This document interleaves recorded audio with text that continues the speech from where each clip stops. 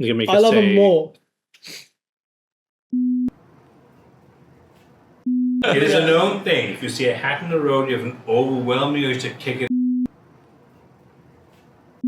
Okay, welcome to the Paintedfigs Show. We have some lovely pictures to show you of work we have done. At the end of that, we have the news. We are a miniature painting service.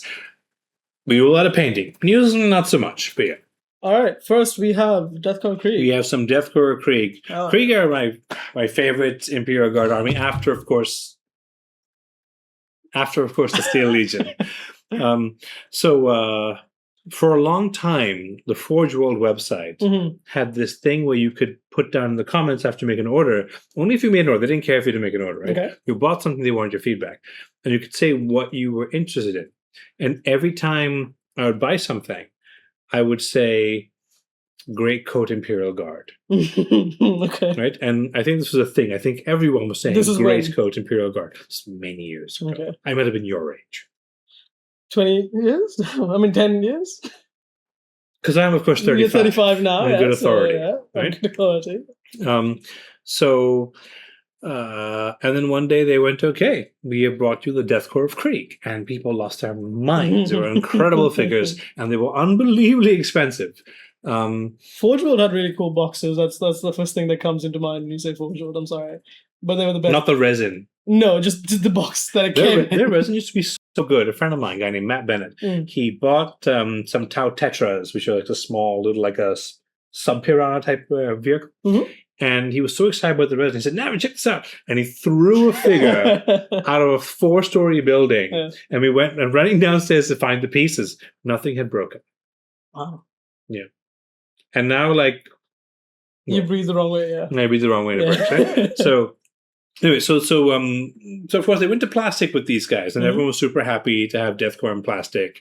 And this is a fun army. I mean, we've got the ordnance batteries over here. You know, they look great.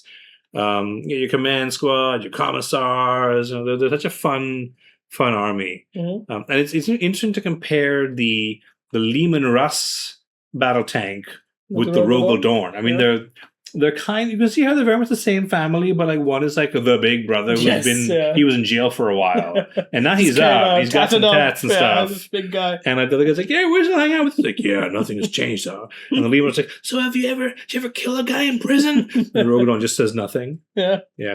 But no, they're fun. It was lovely doing these. The reinforcements for our client's army, and you can't go wrong. You can't go wrong with Krieg.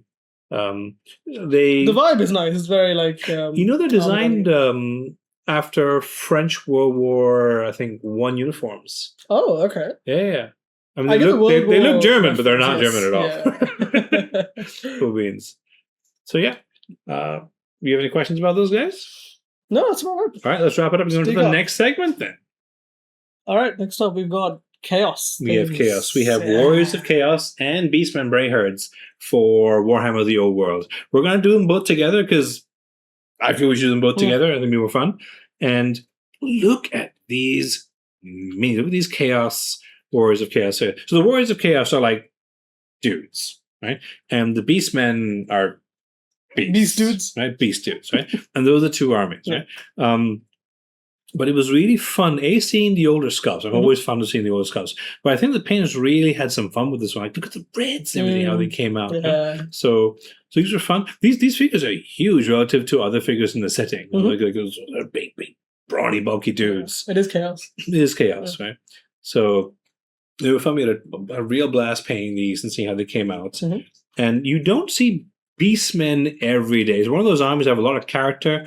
I think the sculpts, their faces, their muscles. It's very tough painting Beastmen muscles. You can't mess around. You got to get it right. And if you get it wrong, QA's there, be like, "Where is the line? This is a 6-pack. It's an 8-pack. It's a 12-pack." But like, it is right.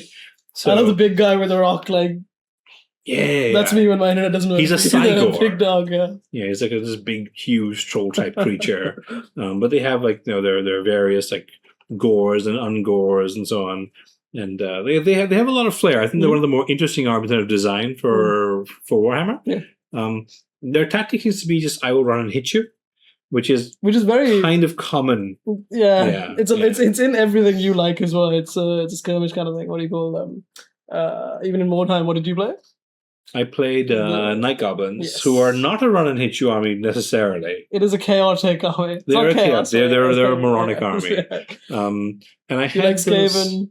Well, I had that that band, I think Middenheimers, but I would The never rich guy. play them. Yeah, but I would keep lending them to other people to play. Yeah. They were Those are fun, nice. but the Those are Night fun, Goblins yeah. are more of a challenge. They're more silly, Yeah. and I think more fun in the end because they were more silly, Mm. yeah, proper dumb things. Mhm. So, and once someone taught me how to play them properly, I started losing interest in them. So those are our figures for Warhammer: The Old World. We wanted to show you today: Warriors of Chaos and Beastmen Brayherds. So we have an oldie for you. We have some Blackstone Fortress here. It's a game that came out a while ago. Don't ask me when. It was like not that long ago. Okay, all right. But You say that and I ask you, and it's like, oh, it was 200 years ago. well, every time you ask me, like, oh, when did this thing come out? I'm like, oh, yesterday, like, 15 years, maybe. How yeah, long- kind of yesterday. When did it come out? This is probably a few years ago. Yeah. Probably. Okay. Right. So a few years ago in 2023, when this came out. Well, what is a few? You know what I mean? A few, right? So, we have these games like Space Hull, even Hero Quest, right? Mm. Where people will send us figures years later that they've kept in treasures and so on and so forth. And here is some Blackstone Fortress. What's interesting about this set for me is the basing. Mm. Usually basing is interesting for me because that's where we have more variation in what people may ask for. Because usually we're going with box art or a set scheme, but then the basing gets interesting. So I always pick on this one little thing which no one really thinks about. Mhm. So, but here they wanted to go for that kind of weird, shifting, strange look inside of Blackstone Fortress, Yeah. and that's why the basing is done that way. There's no Nice, there's no flocking on it. It's just Yeah. based straight onto plastic base. Oh, hell yeah. Yeah. So Cool. I'm sure we'll be seeing more Blackstone Fortress in future because these old games never go away. Mhm. Right? The I board love games keep the coming out. Fallout kind of vibe that they got. Like, have you played New Vegas? I started New Vegas. There's a bomb somewhere in a town. In the first time, yeah. Yeah. You My can problem decide was what you want. the 3D started getting to me. Yeah. The cool And- thing about New Vegas, what I liked about was more than the other games, more than most Fallout games in general. All of the narrative is also like it's like environmental storytelling. Yep. You don't just outright get a script and like missions and everything. There's this one vault that you go into, and you find out the history through like what's happened. And through the computer terminals and like through like notes of people that have like died and left it behind. It's very cool storytelling, and they have like very similar kind of vibe going on in this. But yeah, that was Lovely. nice, yeah. Cool. Okay, so that's some Blackstone Fortress for you. For our last section, we have something to do with the Middle-earth strategy battle game, but still has nothing at all to do with the Middle-earth strategy battle game. So we did a diorama for Amon, which is the place where the Fellowship gets to right as it breaks, and the orcs turn up, and everyone turns on everyone else, and Frodo and Sam run away, and that was on. So we made a diorama of this actually a while ago for a private collector. And you can see that there's the big games work. I hope we're going through the work in progress pictures now before we get to the fun ones, or maybe a few fun ones to make them go, we should keep watching this, and then we go to the work in progress, right? But you can see this big terrain piece over here. That's a Games Workshop resin piece. It's huge, it's heavy, and it looks like how it is in the movie. And then the rest is just like brick.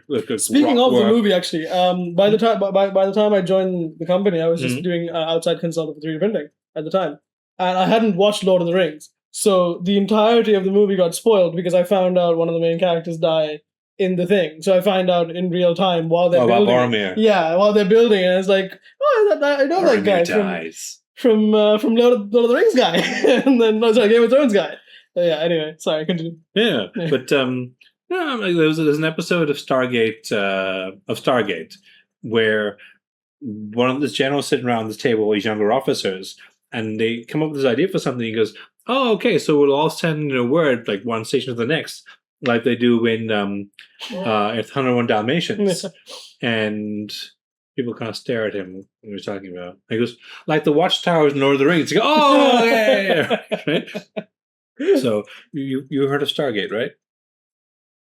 So Amon. Okay,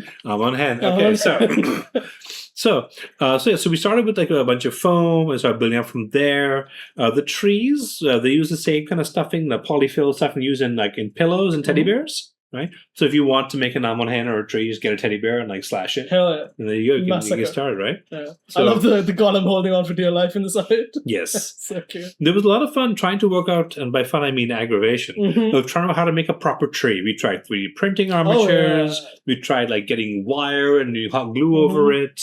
There's a lot about it. And also how we do the actual leaves. Like which is why part of that is the stuff of variation in those trees you see here. Yeah. Because they're also testing different concepts to see what Yeah. works. What I think really came together in a way I did not expect it to was all the flock. Because like we were doing lots of really DIY stuff up to this point. Yeah. And here we started doing with a whole bunch of kits with paid materials. And they save a ton of time, which led to a lot of cost saving for the client. Yeah. And they look nice. They look so nice. The mixing of flocks made a very natural feel. There was some 3D printed elements. I remember you did the those bits of ruins and the statues and so on. It was nice thing to all come together because everything was painted separately by the painters. And it's very cohesive. Like everything looks like it belongs on the board together. Yeah. So it looks it's really nice to design work. Yeah. If you look at the Boromir, you'll see that we didn't paint. We've got to paint the actual shafts on the arrows. No. Yeah. So that was that. But no, it was a fun project. We have another one we'll be talking about next for Amon's Soul, which is Weathertop. It was also for the same client. And Was this one of the first ones we did? this was the third one we did. The first was So Bilbo the Trolls, yeah. where we made incredible fern leaves out of PVA glue, and it came to like $800 a square foot.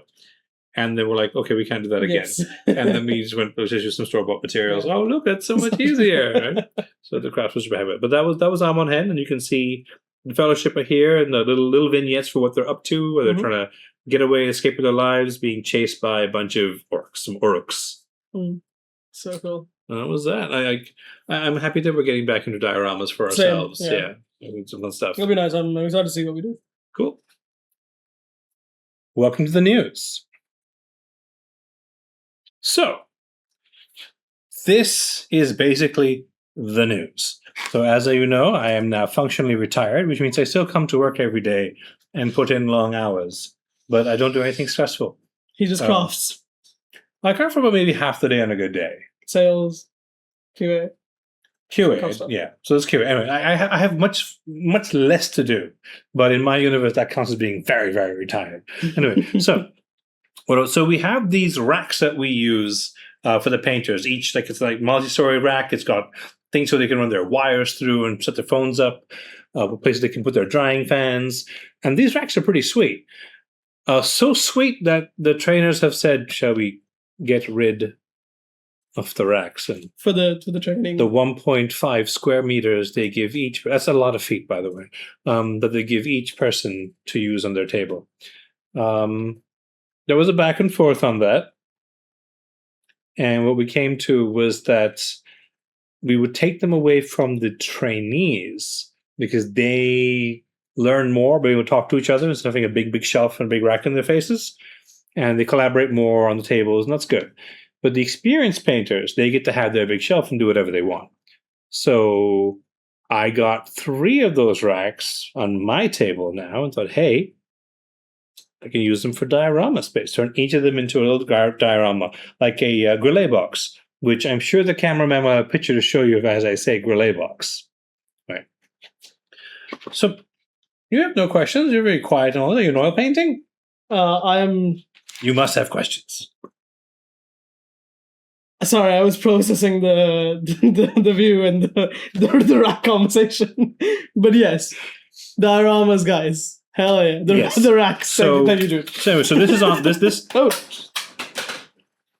This goes on top We're fine. of... We're good. I can craft another one. Yeah. This goes on top of... Oh, did you guys do? Thank you so much, sir. On top of one of these racks, and because I've got all these night goblins and they need a home. So I figured, okay, we will craft something that goes on top of the rack, and then each layer of the rack below, each deck, is a different layer. What is a grillet there. box? So Nikki Grillet, who was he who became a she, I believe. Nice. So it's a they. Okay, fine. So Nikki Grillet, is it they or she? They are safe. I'm actually not sure. Okay. They're safe? Okay, fine.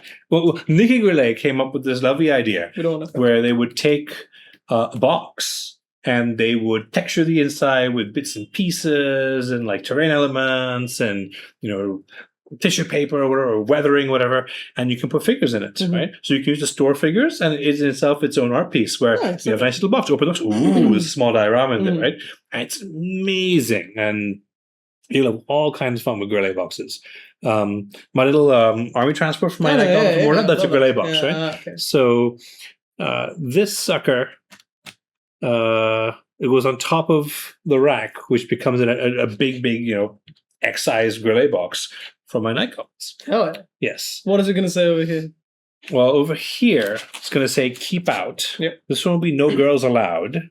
Right? Girls as in with a Z? Gurlz, just like in Calvin and Hobbes. No girls allowed. This will be, this means you, and this would be like, we love spiders, or it might be like, I love spiders. Okay. Because there'll be a spider at the bottom. So there should be a really cool picture, a technical diagram popping up now on the screen of the design for this.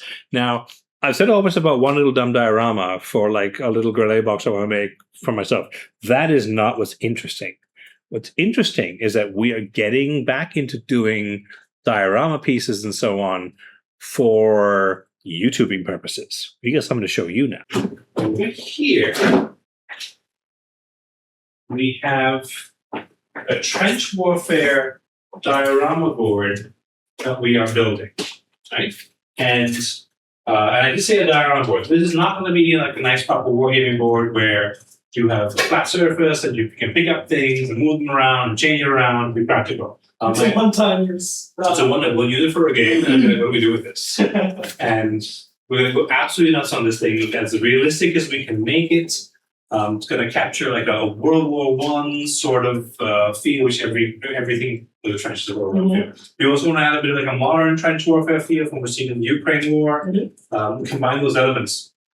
And it'll be like maybe ruined temples and churches over here, some artillery and guns over here, and so on. These communication trenches, and this will be an abandoned trench, right? Because things got serious, and we will fall back to these. And we will do a YouTube video where we are going to have a really dumb battle report. It'll be our first battle report, so it'll definitely be bad. But what we want people to do is go, they did all that for a game. Like, for a game. Yeah. And that's what we want to do, right? Because I think a problem we have in the hobby now is that we have all kinds of beautiful figures, great paint jobs, and it's not great things that would probably be castable on YouTube, right? Not great terrain. Not great terrain, right? And I think that takes away from the fantasy we're trying to get into as war games, right? You want people to look at images and go, these are beautiful. What's their story? What's the narrative behind these things? You want to look at them and be like, this is a real world, it's a real place. It's fantastic figure to it. And then you have like a flat surface board with like some corner ruins and like powerful things. Like why? Right? Like why hold back? So we're gonna make the kind of board that we would like to game on. And we're gonna like, you're gonna check it out. You're like, hey, that's great. What are they doing with the power? Probably throwing it away, but hey. And hopefully we'll have that'll be more fun. That's great. Yeah. That'll be nice. So whatever you see here is going to be the kind of board we've done after several years of doing our own work. And only get better things there. Elliot. Cool.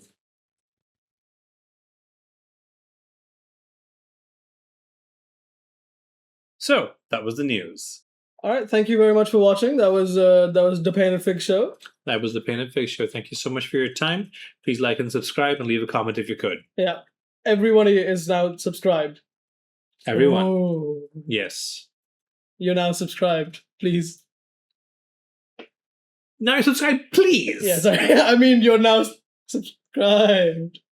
I won't apologize for you. Like and subscribe. I hope he cuts this. Like and subscribe. Please stop. Like and subscribe. Please stop. Like and subscribe. Do you want us to redo that? You can stop recording anytime.